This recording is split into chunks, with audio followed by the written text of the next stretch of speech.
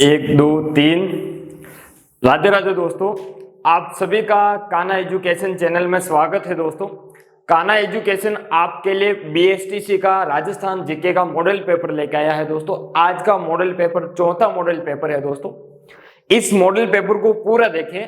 परीक्षा के हुबहू प्रश्नों का हम क्या है दोस्तों तैयारी कर रहे हैं। हो सकता है परीक्षा के अंदर इस मॉडल पेपर से 5 से 7 प्रश्न बैठ जाए दोस्तों, तो आपका क्या है दोस्तों काम निकल सकता है, क्योंकि आपकी तैयारी दोस्तों आप रखना चाहते हो कि आपने कितनी तैयारी की है दोस्तों। तो आइए हम मॉडल पेपर को सॉल्व करते हैं। आप क्लास को पूरी देखिए दोस्तों, ठीक है दोस्तों।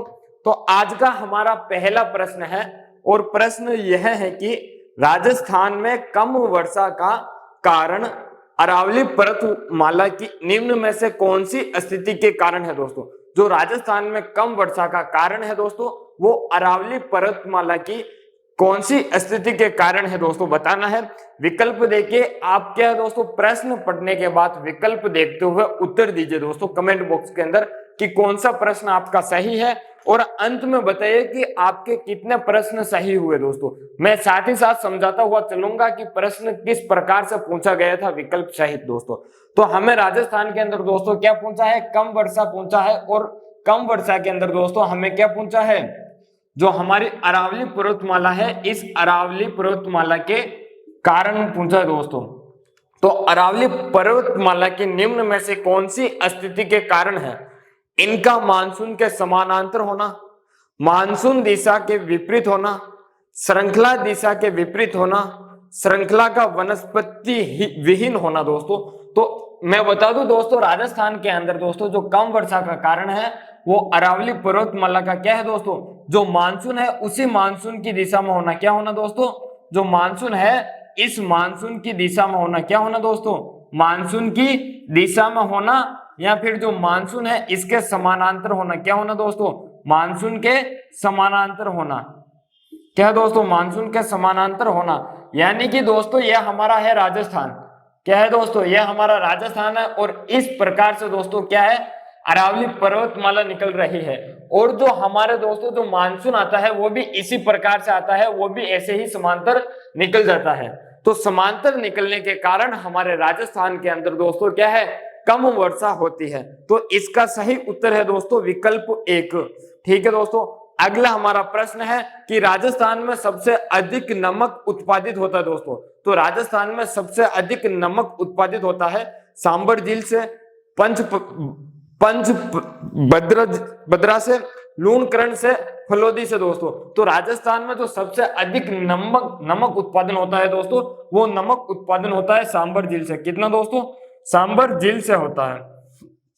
कितना होता है दोस्तों, सांबर झील से होता है। दोस्तों, इस सांबर झील में दोस्तों भारत का 8 कितना दोस्तों, इस सांबर झील के अंदर भारत का दोस्तों 8.7% नमक उत्पादन होता है। कितना होता है दोस्तों, भारत के अंदर जो नमक उत्पादन होता है दोस्तों, वो नमक उत्पादन सांबर झील से दोस्तों कितना 8.7% नमक उत्पादन होता है। और जो यहाँ पर दोस्तों है वो नमक उत्पादन का काम कौन करती है दोस्तों, वो कमेंट बॉक्स के अंदर आप कमेंट करके बताइए कि सर यहाँ पर जो नमक का उत्पादन है ये कंपनी कार्य करती है दोस्तों। ठीक है, इसका उत्तर विकल्प 1 सही है, सांबर झील। सांबर झील से दोस्तों देश का कितना 8.7% नमक उत्पादन होता है। दोस्तों, यहाँ पर दोस्तों जो कंपनी काम करती है दोस्तों, वो कंपनी ये है कि सांबर साल्ट्स, क्या है दोस्तों, सांबर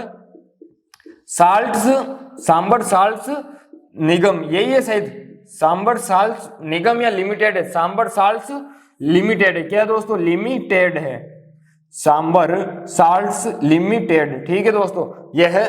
अगला हमारा प्रश्न है कि राजस्थान के किस जिले में प्राकृतिक गैस के बड़े भंडार खोजे गए हैं। दोस्तों, तो राजस्थान के किस जिले में प्राकृतिक गैस के बड़े भंडार खोजे गए दोस्तों, तो ये भंडार खोजे गए जैसलमेर के अंदर। कहां पर दोस्तों, इस जैसलमेर के अंदर खोजे गए हैं प्राकृतिक गैस के, यानी कि जो पेट्रोलियम और गैस है दोस्तों इसके भंडार खोजे गए। और जैसलमेर के अंदर दोस्तों एक तो मणिहारी के अंदर खोजा गया। कहां दोस्तों, इस मणिहारी के अंदर। दूसरा खोजा गया दोस्तों तनोट के अंदर। कहां पर दोस्तों, तनोट के अंदर दोस्तों। तीसरा खोजा गया है गोटरू के अंदर। किसके अंदर दोस्तों, गोटरू के अंदर खोजा गया है। ठीक है दोस्तों, इसका सही उत्तर है जैसलमेर।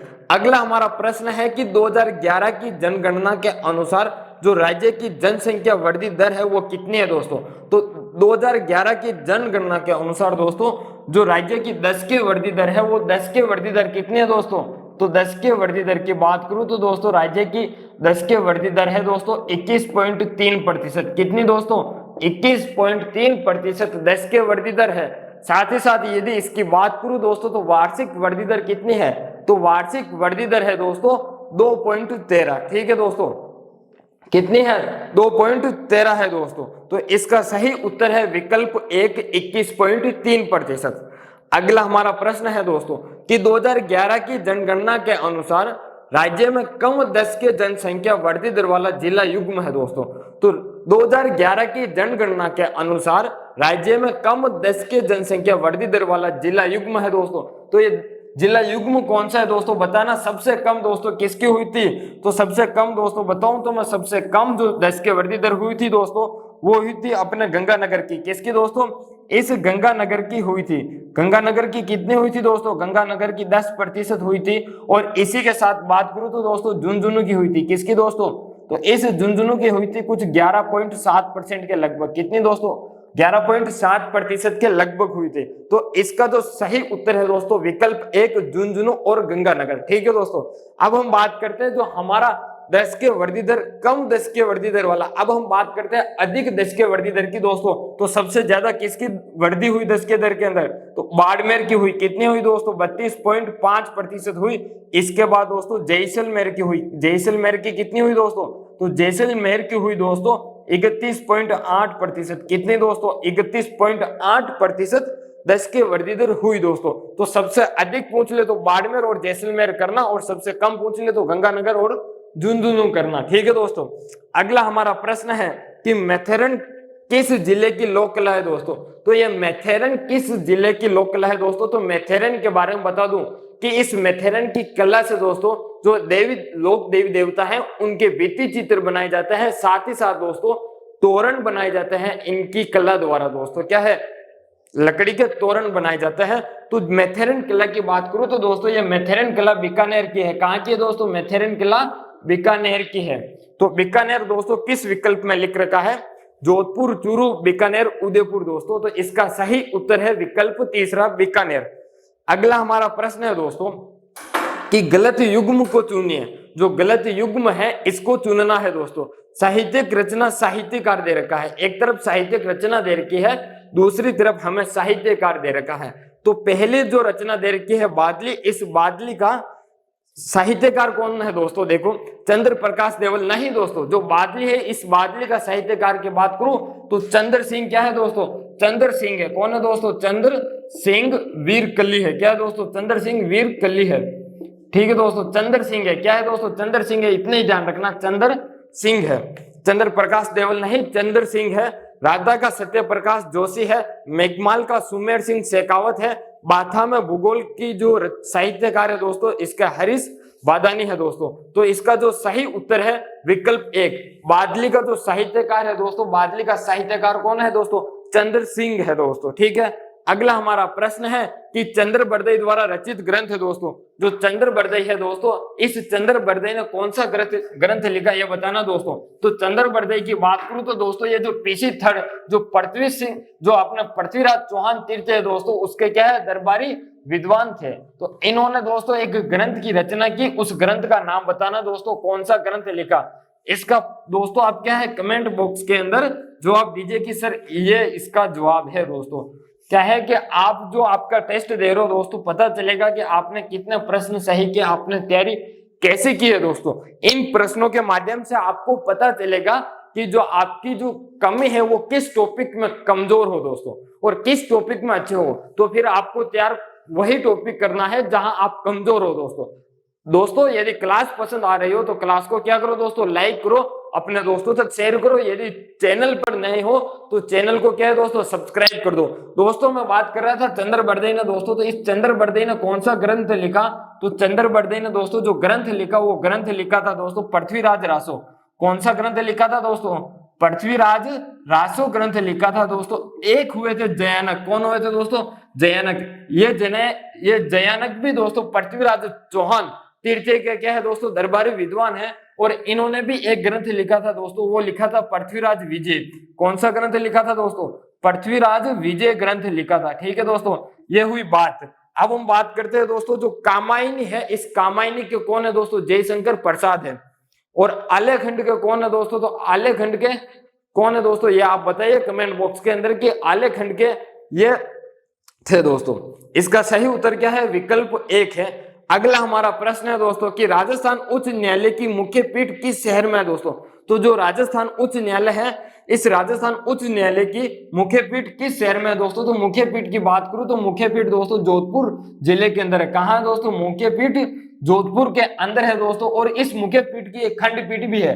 क्या है दोस्तों? खंडपीठ है। और यह खंडपीठ कहां पर है दोस्तों? तो खंडपीठ जयपुर के अंदर है। कहां पर है दोस्तों? जयपुर के अंदर है। और हमारे राजस्थान के अंदर दोस्तों न्यायाधीशों की संख्या की बात करूं तो राजस्थान के उच्च न्यायालय के अंदर जो न्यायाधीशों की संख्या है दोस्तों, इन न्यायाधीशों की संख्या की बात करूं तो न्यायाधीशों की संख्या कितनी है दोस्तों? न्यायाधीशों की संख्या 50 है दोस्तों। कितनी है? 50 है। और हमारे इस प्रश्न का जो उत्तर है दोस्तों, वो उत्तर है जोधपुर। कौन सा दोस्तों? जोधपुर है। अब हम बात करते हैं दोस्तों राजस्व बोर्ड का मुख्यालय कहाँ है। हमारा अगला प्रश्न कौन सा दोस्तों?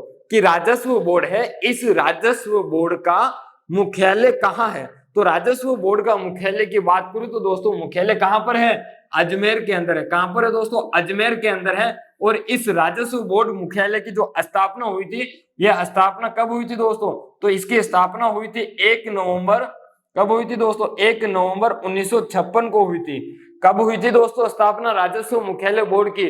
तो इसकी स्थापना हुई थी दोस्तों 1 नवंबर 1956 की और अजमेर के अंदर हुई थी दोस्तों। तो हमारा जो इसका सही उत्तर है दोस्तों बीकानेर अजमेर, तो विकल्प दूसरा सही है दोस्तों।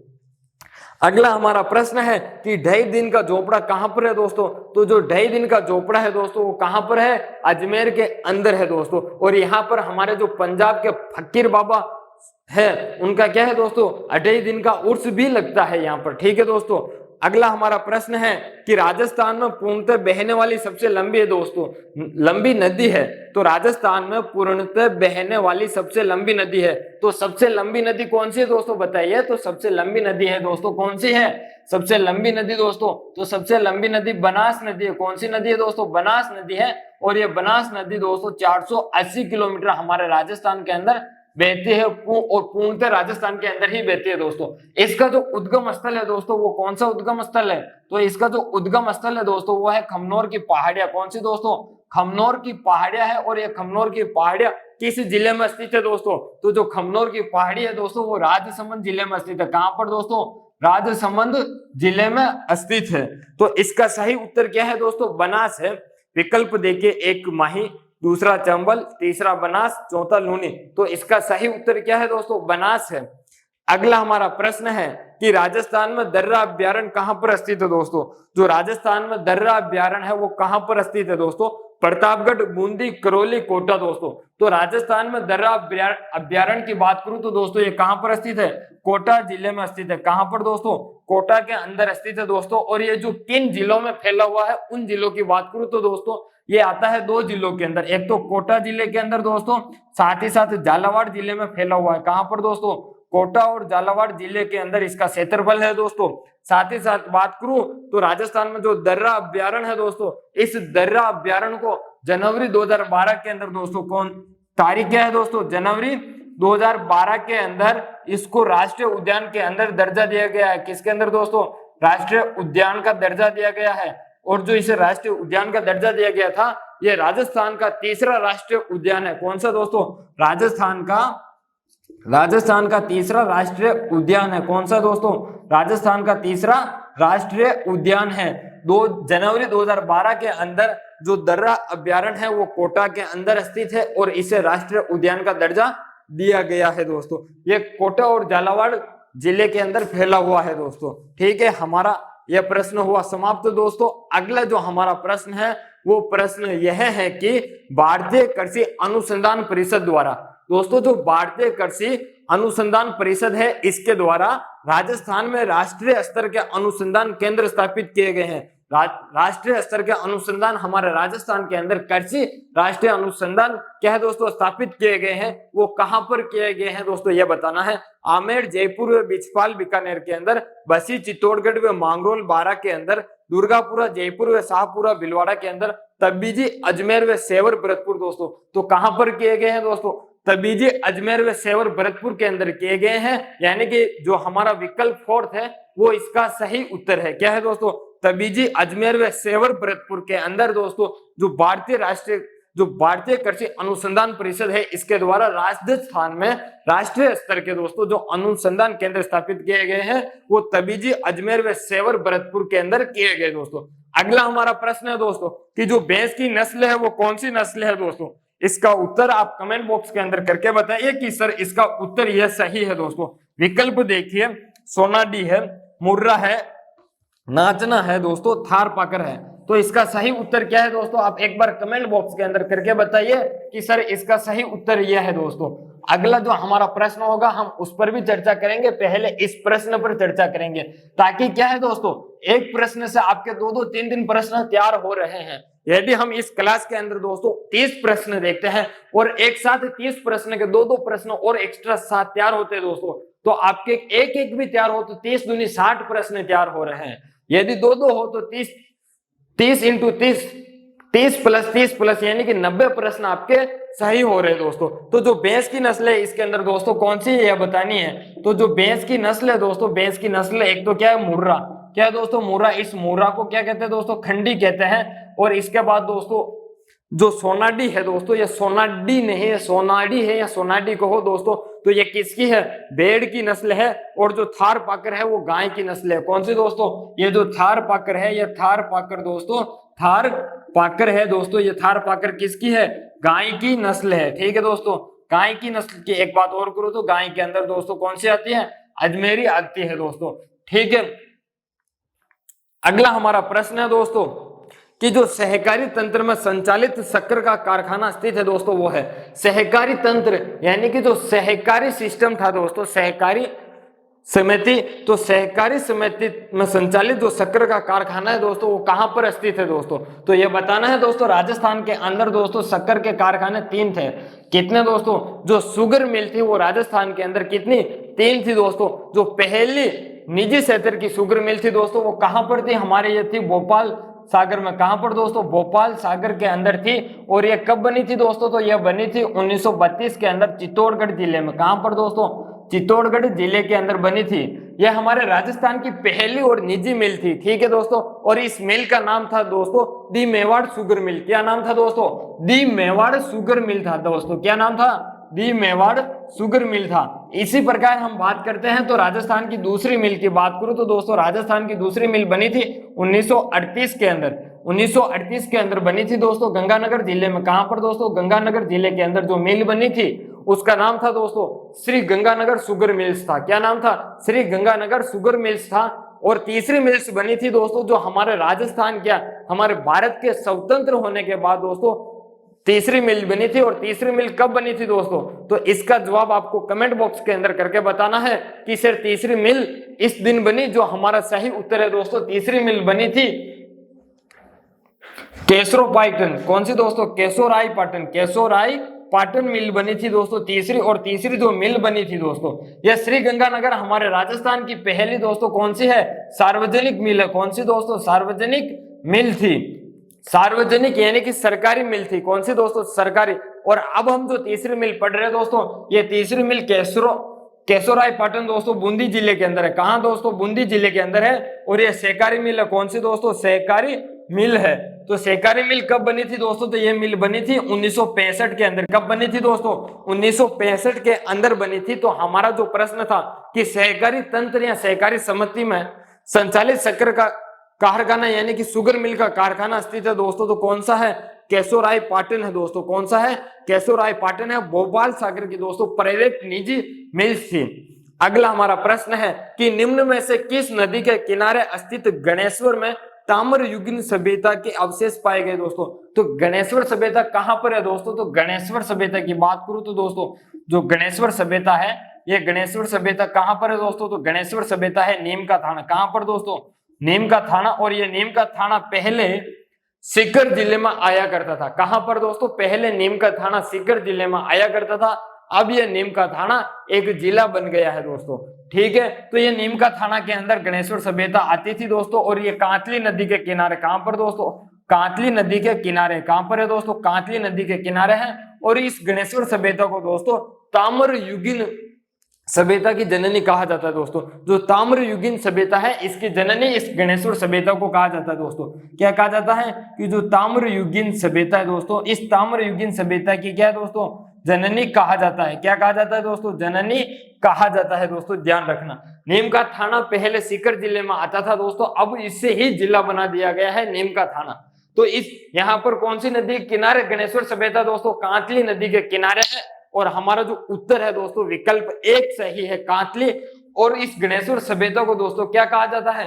ताम्रयुगीन सभ्यता की जननी कहा जाता है दोस्तों। हमारा अगला प्रश्न है कि जो संत पीपा है, संत पीपा के अनुसार मोक्ष का साधन है दोस्तों। तो संत पीपा के अनुसार मोक्ष का साधन है भक्ति है, ध्यान है, साधना है, पाप है दोस्तों। तो संत पीपा के अनुसार मोक्ष का साधन है, बताइए कौन सा मोक्ष का साधन है दोस्तों। दोस्तों परीक्षा में प्रश्न आपके इसी प्रकार के आते हैं, तो दोस्तों ध्यान रखना परीक्षा में प्रश्न इस मॉडल पेपर से भी छपने की संभावना है।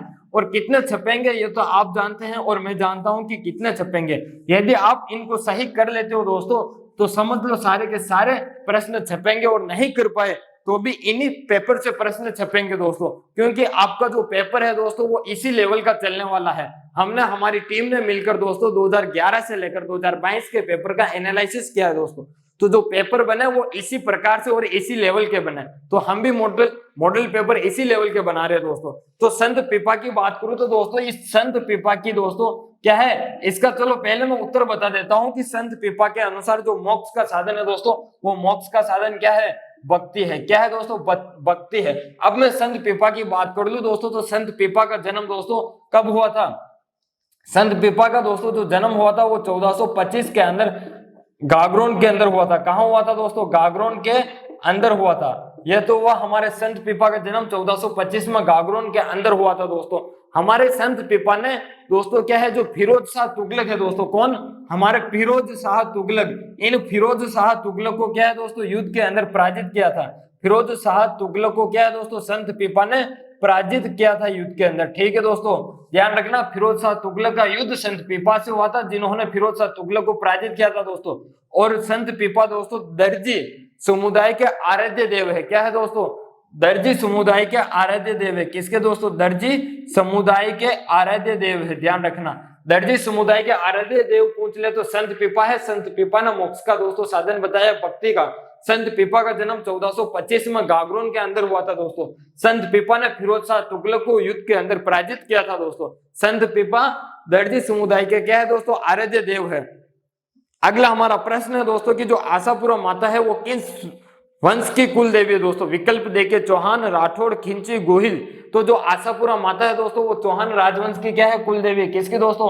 चौहान राजवंश की कुल देवी है। किसकी दोस्तों? चौहान राजवंश की कुल देवी है। और इसकी जो स्थापना है दोस्तों आशापुरा माता की, तो आशापुरा की माता दोस्तों जालोर के अंदर है। कहां पर दोस्तों? जालोर के अंदर है। और जालोर के अंदर दोस्तों बात करूं तो जो जालोर के चौहान सोनग्रा चौहान है दोस्तों, सोनग्रा चौहान की दोस्तों क्या है? कुल देवी है। सोनग्रा चौहान की कुल देवी है दोस्तों आशापुरा माता। ठीक है दोस्तों, ध्यान रखना सोनग्रा चौहान की कुल देवी है आशापुरा माता। और जालोर के अंदर इसका क्या है दोस्तों? मंदिर है आशापुरा माता का।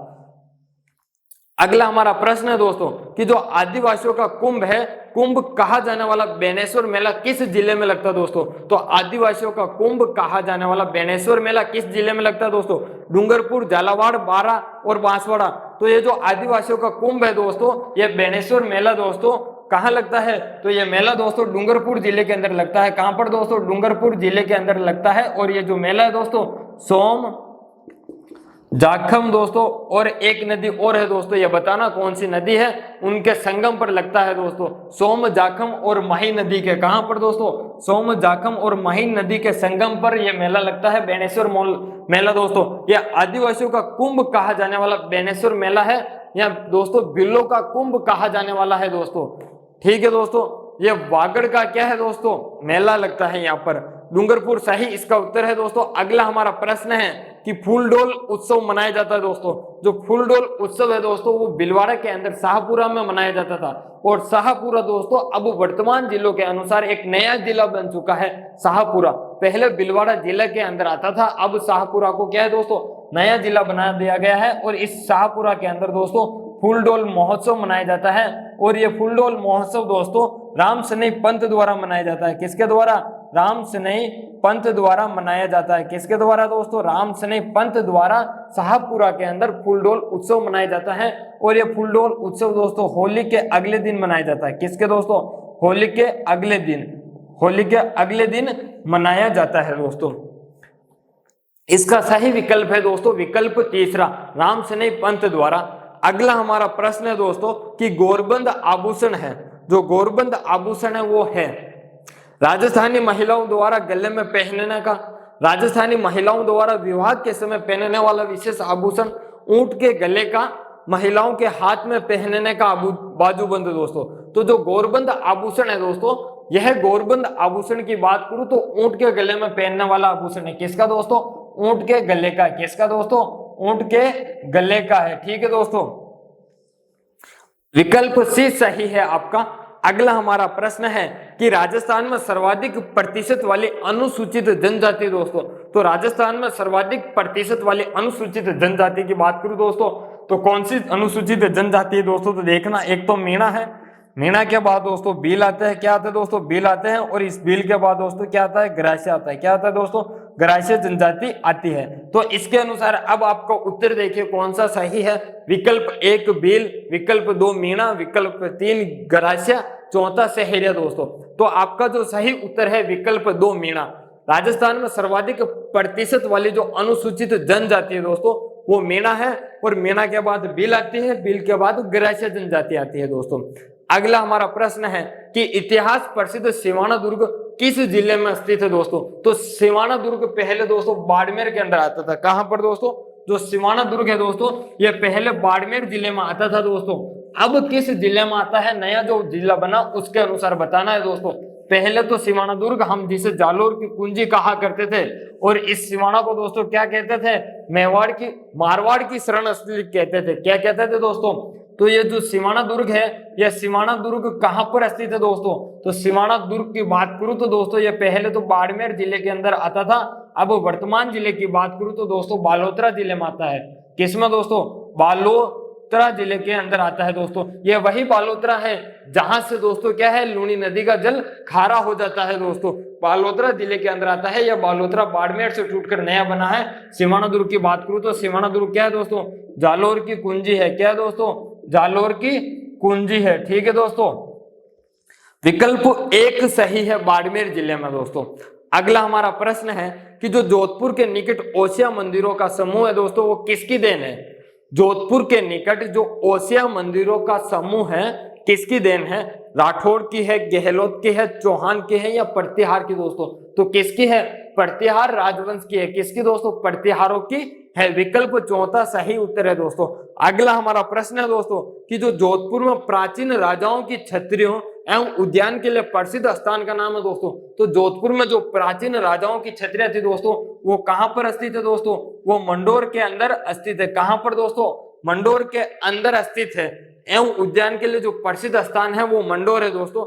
इसके अंदर विकल्प 2 देखिए दोस्तों, यह जसवंत थड़ा। इस जसवंत थड़ा को क्या कहा जाता है दोस्तों? ये जो जसवंत थड़ा है दोस्तों, इस जसवंत थड़ा को दोस्तों राजस्थान का ताजमहल कहा जाता है। क्या कहा जाता है दोस्तों? राजस्थान का ताजमहल कहा जाता है। जसवंत थड़ा को क्या कहा जाता है दोस्तों? जसवंत थड़ा को राजस्थान का ताजमहल कहा जाता है दोस्तों। अगली बात करूं तो दोस्तों जो राजस्थानी विचारधारा की चित्रकला का आरंभिक मुख्य केंद्र था दोस्तों, जो राजस्थानी विचारधारा की चित्रकला का आरंभिक मुख्य केंद्र दोस्तों कौन सा है? तो वो मुख्य केंद्र दोस्तों बूंदी है। कौन सा है दोस्तों? बूंदी है। और इस बूंदी के अंदर दोस्तों बात करूं तो दोस्तों जो बूंदी के अंदर जो चित्रकार थे उन चित्रकारों ने दोस्तों पशु पक्षियों को प्रधानता दी चित्रकारी के अंदर। किसको दोस्तों? पशु पक्षियों को क्या दोस्तों? प्रधानता दी। किसको दोस्तों? पशु पक्षियों को क्या है दोस्तों? प्रधानता दी। हमारे राजस्थान के अंदर दोस्तों चित्रकारी है वो चित्रशैली दोस्तों सर्वप्रथम मेवाड़ से प्रारंभ हुई थी। लेकिन जो राजस्थानी विचारधारा की चित्रकला है दोस्तों, वो राजस्थानी विचारधारा की जो चित्रकला है दोस्तों, उसका आरंभिक मुख्य केंद्र की बात करूं तो दोस्तों वो बूंदी है। क्या है दोस्तों? बूंदी है। विकल्प देखिए दोस्तों, विकल्प 3 के अंदर बूंदी दे रखा है, वो आपका सही उत्तर है दोस्तों हमारा अगला प्रश्न है कि राजस्थान की बोली एवं क्षेत्र के संबंध को ध्यान में रखते हुए निम्नलिखित में से गलत युग्म को पहचाने दोस्तों। तो हमें क्या है दोस्तों? गलत युग्म को पहचाना है। एक तरफ हमें दोस्तों स्थान दे रखा है, दूसरी तरफ साथ ही साथ दोस्तों हमें क्या दे रखा है? उस क्षेत्र की बोली दे रखी है। तो उस क्षेत्र की बोली को हमें क्या है दोस्तों? पहचानना है। तो कौन सी बोली किस क्षेत्र में बोली जाती है दोस्तों, आपको ध्यान होना चाहिए। तो मैं बात करूं तो दोस्तों टोंक जिले के अंदर दोस्तों जो टोंक है, इस टोंक के अंदर दोस्तों कौन सी बोली बोली जाती है? इस टोंक के अंदर दोस्तों ढूंढाड़ी बोली जाती है। कौन सी दोस्तों? जो ढूंढाड़ी है वो ढूंढाड़ी बोली जाती है दोस्तों।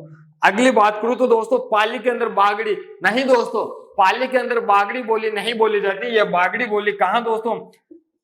ये बागड़ी बोली दोस्तों वागड़ क्षेत्र में बोली जाती है। कहां पर दोस्तों? वागड़ क्षेत्र के अंदर, यानी कि जो डूंगरपुर और बांसवाड़ा है, इस डूंगरपुर और बांसवाड़ा के अंदर बोली जाती है। कौन सी दोस्तों? बागड़ी बोली। और इस बागड़ी बोली की एक उप बोली है। कौन सी दोस्तों? कौन सी बोली है? तो वो बोली है दोस्तों बिल्ली। कौन सी दोस्तों? बिल्ली बोली है। अब हम बात करते हैं दोस्तों तो पाली के अंदर कौन सी भाषा बोली जाती है? तो पाली के अंदर बात करूं तो दोस्तों पाली के अंदर एक तो गोडवाड़ी बोली बोली जाती है। कौन सी दोस्तों? गोडवाड़ी बोली जाती है। कौन सी दोस्तों? गोडवाड़ी बोली जाती है, क्योंकि पहले पाली गोडवाड़ प्रदेश में आता था और वहां पर गोडवाड़ी बोली जाती है। यदि आपको गोडवाड़ी बोली ना मिले तो आप दोस्तों कौन सी कर देना? मारवाड़ी बोली कर देना। कौन सी कर देना दोस्तों? मारवाड़ी बोली कर देना। ठीक है दोस्तों। अगला हमारा विकल्प है 12 के अंदर हाड़ौती बोली जाती है, करौली के अंदर मेवाती बोली जाती है। तो हमारा जो प्रश्न सही है दोस्तों, इस प्रश्न का उत्तर वो विकल्प दूसरा है, पाली के अंदर दोस्तों बागड़ी। अगला हमारा प्रश्न है दोस्तों, वो प्रश्न यह है कि हाड़ौती के पठार में राजस्थान का कौन सा क्षेत्र ऊंचाई पर बसा है दोस्तों? जो हाड़ौती के पठार की बात करूं तो दोस्तों राजस्थान का कौन सा क्षेत्र ऊंचाई पर बसा है दोस्तों? तो यह है हमारा दोस्तों राजस्थान। क्या है दोस्तों? यह हमारा राजस्थान है। इस राजस्थान की बात करूं तो दोस्तों हाड़ौती के पठार में राजस्थान का कौन सा क्षेत्र ऊंचाई पर बसा है, तो यह बताना दोस्तों। तो ऊंचाई पर कौन सा क्षेत्र बसा है दोस्तों? तो ऊंचाई के अंदर देखिए दोस्तों दक्षिणी पूर्वी। कौन सा दोस्तों? ये दक्षिणी पूर्वी। और दक्षिणी पूर्वी की बात करूं तो यह हाड़ौती प्रदेश का क्षेत्र है। किसका दोस्तों? हाड़ौती प्रदेश का क्षेत्र है। और इस जिले की बात करूं तो दोस्तों ये राज्य का कितना, राज्य की बात करूं तो दोस्तों ये राज्य का 9.30% भूभाग को घेरा हुआ है। कितना दोस्तों? राज्य का 9.30% जो भूभाग है इसको घेरा हुआ है दक्षिणी पूर्वी पठार। और ये क्या है दोस्तों? हाड़ौती का पठार आता है यहाँ पर। क्या था दोस्तों? जो हाड़ौती का पठार है वो यहाँ पर आता है और 9.30% भूभाग को घेरा हुआ है दोस्तों। ठीक है। और साथ ही साथ बात करूं तो दक्षिणी पूर्वी के अंदर दोस्तों जो जिले आते हैं वो कौन कौन से जिले आते हैं दोस्तों? ध्यान रखना, एक तो कोटा आता है, दूसरा बारा आता है, तीसरा बूंदी आती है, बूंदी के बाद दोस्तों झालावाड़ आता है, और झालावाड़ के बाद दोस्तों जो है वो हमारा क्या आता है दोस्तों? ये 4 जिले आते हैं हाड़ौती प्रदेश के अंदर, कोटा, बारा, बूंदी, झालावाड़। ठीक है दोस्तों। 9.30% भूभाग को घेरा हुआ है। ठीक है। तो इसका जो सही विकल्प है दक्षिणी पूर्वी। अगला जो हमारा प्रश्न है दोस्तों वो अंतिम प्रश्न है, और इस प्रश्न का आपको दोस्तों क्या है? कमेंट बॉक्स के अंदर जवाब देना है कि सर इसका यह है उत्तर होगा। वेली किशन रुक्मणी री और छंदराव जयसिरो इन 2 डिंगल में लिखी पुस्तकों को संपादित करने तथा वचनिका राठौड़ रतन महेश दासोत्री खिड़िया जगारी कही को प्रथम बार प्रकाश में लाने का श्रेय है विजयदान देथा को, ठाकुर केसरी सिंह बारट को, टेसी टेरी को, लक्ष्मी कुमारी को दोस्तों। तो जो वेली किशन रुक्मणी रे है और एक है छंदराव जयसिरो, ये 2 रचनाओं को तो क्या है? डिंगल में लिखी पुस्तकों को संपादित किया। और साथ ही साथ जो वचनिका राठौड़ रतन महेश दासोत्री खिड़िया जगारी कही है, इसको भी क्या है दोस्तों? प्रथम बार में प्रकाश में जो लाया गया है वो किसने लाया है और लाने का श्रेय किसको है दोस्तों? तो यह बताना है। इसका सही उत्तर दोस्तों आप कमेंट बॉक्स के अंदर दोस्तों क्या है?